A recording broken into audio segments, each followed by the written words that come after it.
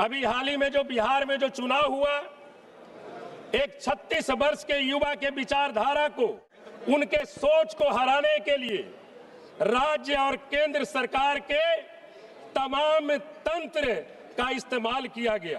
धन बल छल सब कुछ लगाकर हराया गया महोदय। आज 150 साल बाद भी परिस्थितियां भले बदल गई हो, लेकिन इसके संदेश मातृभूमि की गरिमा, मातृभूमि की रक्षा, एकता और न्याय आज भी उतने ही आवश्यक है महोदय। मैं आज वंदे भारत के वंदे मातरम के माफी चाहूंगा। वंदे मातरम के 150 वर्ष पूरे होने के अवसर पर अपने विचार व्यक्त करने के लिए खड़ा हुआ हूं। अध्यक्ष महोदय, मैं एक विपक्षी सांसद होने के नाते और बिहार की धरती का प्रतिनिधि होने के नाते, जहां स्वतंत्रता आंदोलन की धड़कन आज भी महसूस की जा सकती है महोदय, मेरे लिए यह क्षण अत्यंत गर्व का विषय है। अध्यक्ष महोदय, 1870 के दशक में बंकिम चंद्र चटर्जी जी के द्वारा लिखित वंदे मातरम कोई साधारण गीत नहीं था। यह वह मंत्र था जिसने अंग्रेजों की दमनकारी नीतियों के विरुद्ध हर एक भारतीयों की नसों में हिम्मत, प्रतिरोध और आत्मगौरव की नई धारा प्रवाहित करने का काम किया था महोदय। आज 150 साल बाद भी परिस्थितियां भले बदल गई हो, लेकिन इसके संदेश मातृभूमि की गरिमा, मातृभूमि की रक्षा, एकता और न्याय आज भी उतने ही आवश्यक है महोदय। जब हम वंदे मातरम महान गीत की 150वीं वर्षगांठ मना रहे हैं, तो हमें केवल जश्न ही नहीं मनाना चाहिए महोदय, बल्कि वंदे मातरम के मूल मंत्रों और जो उसका मूल जो संदेश था, उस पर भी विचार करना अति आवश्यक है महोदय।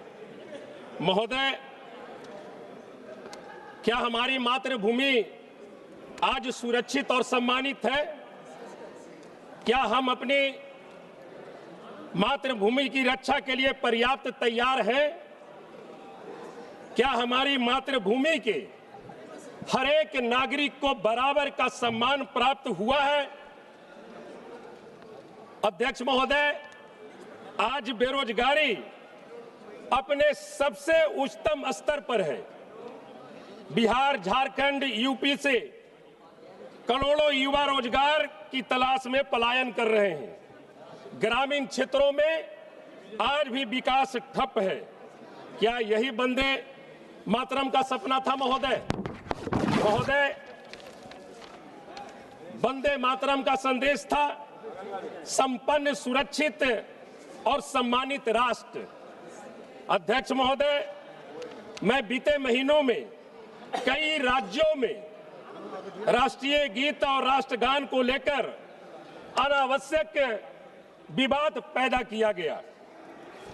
हम बताना चाहेंगे महोदय, अभी हाल ही में जो बिहार में जो चुनाव हुआ, एक 36 वर्ष के युवा के विचारधारा को, उनके सोच को हराने के लिए राज्य और केंद्र सरकार के तमाम तंत्र का इस्तेमाल किया गया।